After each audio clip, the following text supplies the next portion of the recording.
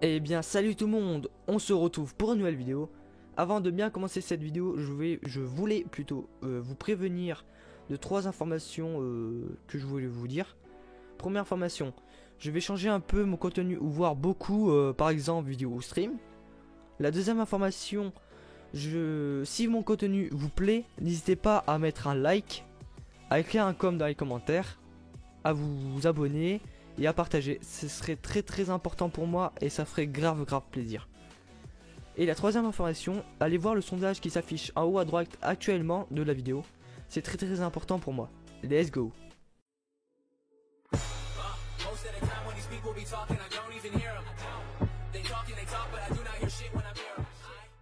Eh bien salut tout le monde, aujourd'hui on se retrouve pour une nouvelle vidéo sur un routeur 4G. Let's go. Du coup, dans la boîte, on retrouve une notice quick installation guide pour l'installation du routeur. L'alimentation, le boîtier, des adaptateurs carte SIM, les antennes, le câble Ethernet plutôt court. Maintenant passons à l'installation du routeur. Alors, pour installer le routeur 4G, c'est très simple. Vous prenez les antennes qui sont fournies avec le carton, comme vous le voyez à l'écran, comme ceci.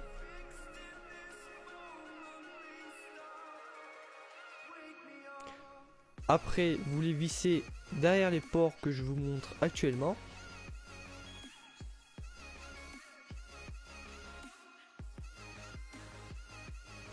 Comme ceci.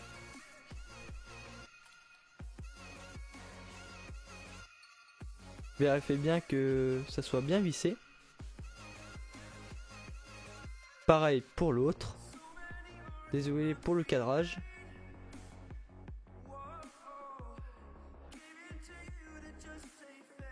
Vous les orientez à votre façon que vous voulez. Voilà. N'oubliez pas de enlever le plastique. Ensuite, vous prenez votre câble d'alimentation. Vous le branchez sur ce port ici. Voilà, ici actuellement. Et c'est fini pour l'installation. Maintenant, passons sur le PC. Let's go. Juste avant une petite chose, avant d'aller sur votre PC, branchez bien votre routeur 4G, j'allais dire décodeur. Votre routeur 4G en câble Ethernet à votre PC. Sinon, vous ne pourrez pas avoir accès à ce lien en fait, tout simplement. Au premier démarrage, bien sûr, je parle. Du coup, dès que vous avez fait ceci, vous allez aller sur votre moteur de recherche et vous allez cliquer ceci, tout simplement. Vous cliquez ceci. Hop, de toute façon, je le mettrai dans la description si vous voulez. Dès que vous avez fait ceci, vous faites entrer. Normalement, vous allez atterrir sur ce site-là. Du coup, qu'est-ce que vous faites? Vous cliquez dans username, admin, comme vous voyez à l'écran. Pareil, en dessous, dans password, et vous faites entrer ou login. Du coup, dès que vous avez fait ça, normalement, soit vous allez recevoir une petite notification sur votre moteur de recherche, vous faites OK, du coup, ça va vous allez atterrir ici.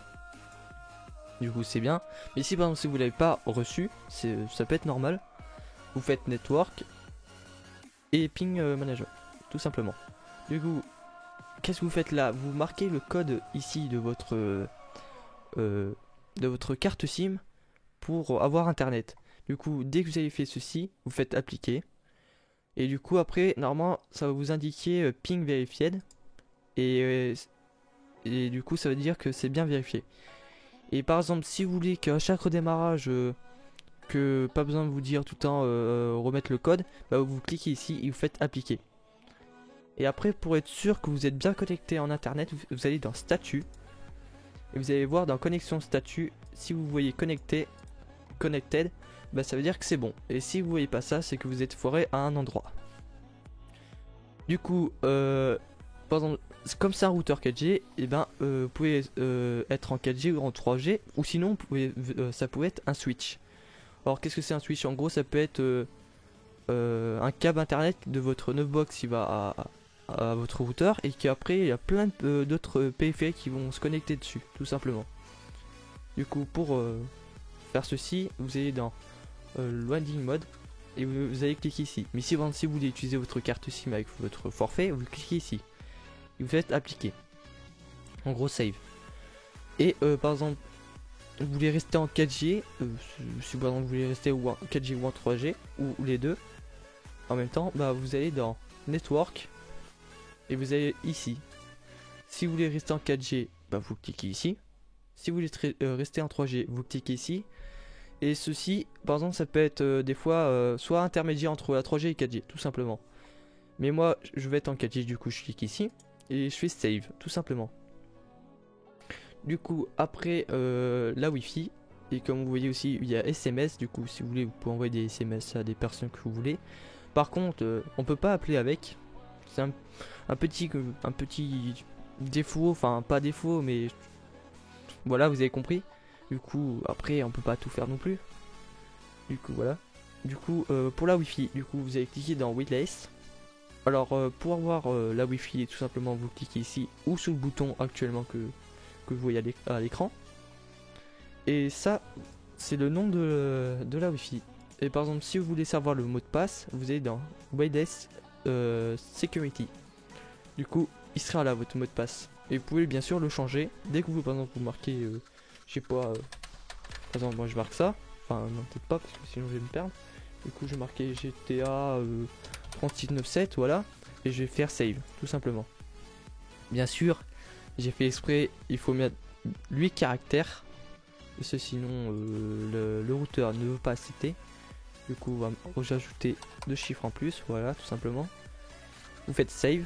Et bien sûr, vous pouvez mettre autre chose que ce que je l'ai mis. Bien sûr, vous pouvez marquer par exemple crapaud du 63. Enfin, je sais pas, vous pouvez marquer ce que vous voulez, tout simplement. Mais minimum 8 caractères, tout simplement. Maintenant, passons au test du routeur 4G si ça marche correctement. Let's go. Re tout le monde, du coup j'ai fait un spin test. Pour le test, comme vous voyez, là c'est ma DSL et là c'est ma 4G.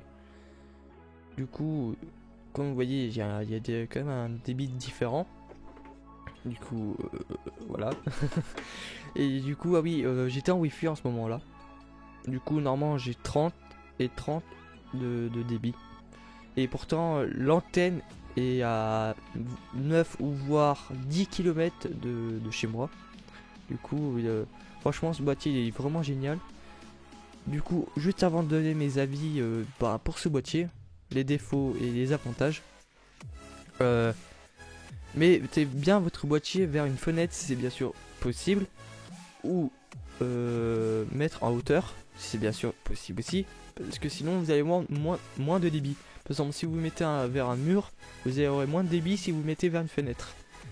Bien sûr aussi en hauteur. Voilà, si vous mettez en hauteur plus vers une fenêtre, là normalement vous aurez un débit plus haut que si vous mettez derrière un mur, enfin à côté d'un mur, tout simplement. Maintenant, je vais vous donner mes avis. Alors, je vais commencer par les défauts, j'en ai juste 2. Bon, il y en a un que vite fait, je vais dire, c'est juste pour les appels. On peut pas recevoir d'appels ni appeler quelqu'un. Bon, ça c'est dommage, mais bon, hein, c'est un routeur 4G, voilà, on peut pas tout faire non plus. Et le deuxième défaut, c'est la poussière. Oui, ça, comme je sais pas si vous avez vu dans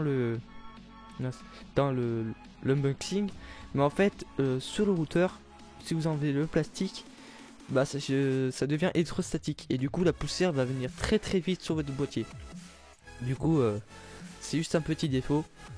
Du coup, voilà, c'est juste le petit défaut. Voilà, du coup, vous passez votre manche ou quoi que ce soit dessus pour enlever la poussière. Voilà. Et comment dire ça? Les trucs que j'aime bien avec ce boîtier, c'est que en fait la chaleur elle est bien dispersée de chaque côté et en dessous du boîtier. Du coup, aucun risque de surchauffage en gros. Excusez-moi pour le mot. Du coup, voilà, je trouve que c'est bien ce boîtier et il y a plein de fonctionnalités avec le site que je vous ai pas fait voir complètement parce que je connaissais pas trop le site non plus. Du coup, dites-moi dans les commentaires qu'est-ce qu'il y a de plus dessus. Bien sûr, j'essaierai de vous répondre si je le sais dans les commentaires. Par exemple, si vous avez des problèmes avec le boîtier et tout ça, Et un troisième truc que j'adore aussi avec ce boîtier, c'est que la Wi-Fi on peut la désactiver, parce que je connais avec certains boîtiers qu'on pouvait pas désactiver, et en plus on peut désactiver à partir du site et aussi en physique par le boîtier. Du coup franchement c'est génial, franchement j'aime bien ce boîtier, je vous le recommande, un truc de fou, je vous recommande. Bien sûr j'ai pris bon c'est vrai qu'il coûte un peu cher. Après quand je l'ai acheté il coûtait 100 €. Mais peut-être avec les trucs Amazon qui baissent tout ça, peut-être qu'il coûtera moins cher. Mais sinon, si vous voulez bien sûr plus puissant, ben je mettrai des routeurs 4G dans la description. Voilà. Bon, c'est la fin de la vidéo. Dites-moi qu'est-ce que vous avez pensé de la vidéo dans les commentaires. Mettez un like, ça ferait grave plaisir. Partagez, ça ferait grave plaisir aussi. Et t'abonner pour voir des nouvelles vidéos. Ciao.